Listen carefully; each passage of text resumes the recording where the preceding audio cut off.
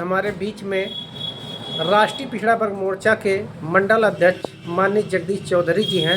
Sir, मैं आपसे जानना चाहता हूं कि आपके संगठन में जय मूल निवासी शब्द अभिवादन के रूप में प्रचलित है, मगर जबकि हमारे समाज में अभिवादन के बहुत सारे रूप पहले से ही मौजूद हैं, जैसे कि नमस्ते, नमस्कार, जय भीम, राधे राधे, सलाम वालेकुम। तो आज जय मूल निवासी शब्द का मतलब क्या है? आखिर आप लोग जय मूल निवासी शब्द का अभिवादन क्यों करते हैं? जय मूल निवासी शब्द को जानने समझने के लिए वास्तव में यह विषय बड़ा है, लेकिन संक्षिप्त में जब बामसेफ जो सोशल ऑर्गेनाइजेशन है उसका जब गठन हुआ, 3 लोगों ने मिलकर किया, डी.के. खापर्डे, दीना भाना और कांसीराम। मगर कांसीराम ने अपने जीवन में विवाह नहीं किया, घर परिवार छोड़ दिया और संगठन को बढ़ाने के लिए उन्होंने अपना संपूर्ण जीवन समाज के नाम किया। तो समाज को जोड़ने के लिए, पिछड़ों को जागृत करने के लिए जो उन्होंने अभियान बनाया, उस अभियान के तहत 15 और 85 की लड़ाई जो जिसको कायम रखा विचारधारा के प्रति, और ये 85% 30% लोगों का जो गुलाम है, जिसको हमारा पढ़ा लिखा समाज आज भी 2-4% छोड़ दिया जाए जो नहीं जानता, इसके लिए उन्होंने कदम उठाया और काफ़ी कुछ समस्याएं हल हुई, जागृति हमारे लोगों के अंदर आई। तो कुल मिला के उन्होंने विचार किया कि अभिवादन के लिए किस शब्द का प्रयोग किया जाए।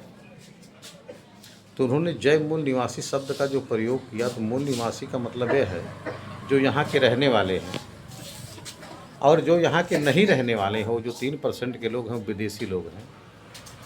यह इतिहास के आधार पर, समाज के आधार पर, विज्ञान के आधार पर पूरी तरह से प्रमाणित हो चुका है। इसलिए अगर विज्ञान के आधार पर प्रमाणित हो चुका है तो निर्विवाद एवं निर्णायक रूप से ये दावे के साथ कहा जा सकता है कि वो विदेशी लोग हैं जो 3.5-4 साल 3.5-4 हज़ार साल पहले आए, 1760 ईसा पूर्व में आए, और उन्होंने हमारे लोगों को अलग अलग तरीके से गुलाम बनाया।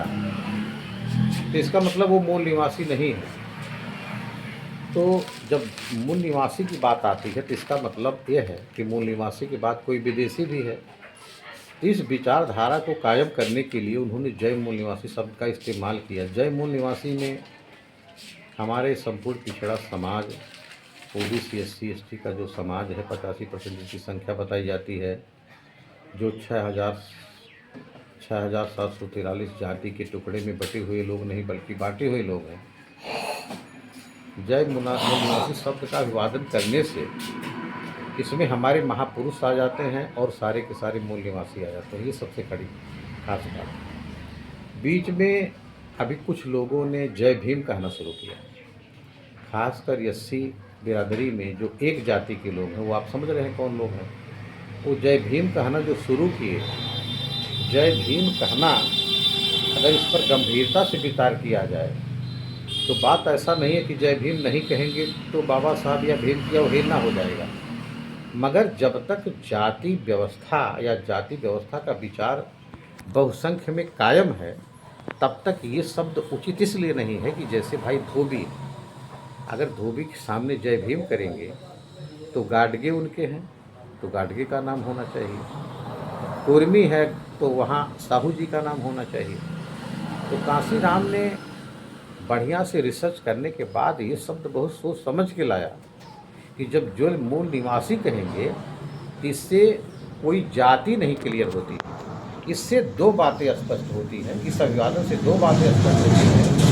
ये स्पष्ट हो जाता है कि जितने भी मूल निवासी समाज के महापुरुष हैं वो किसी भी जाति के वो, और प्लस ये सारी जातियों का जो सारा समाज, सारा समूह है, सारे की जय हो जाती, सबका अभिवादन हो जाता है। और दूसरा मतलब परोक्ष रूप से जय मूल निवासी कहने से विदेशी के प्रति हमारी प्रतिक्रिया हो जाती है। एक विचार, एक संदेश जाता हमारे लोगों में, कोई विदेशी इसका एहसास कराता है। इसलिए जय मूल निवासी शब्द का जो इस्तेमाल किया गया बहुत सोच समझ कर किया गया और यही उचित है। ये मूल विश्लेषण। जी सर, बहुत बहुत धन्यवाद, आपने इतनी शानदार जानकारी दी। ये मेरी आकांक्षा थी बहुत दिनों से जानने की, आपने इसका मतलब व्याख्या किया। बहुत बहुत धन्यवाद सर आपका।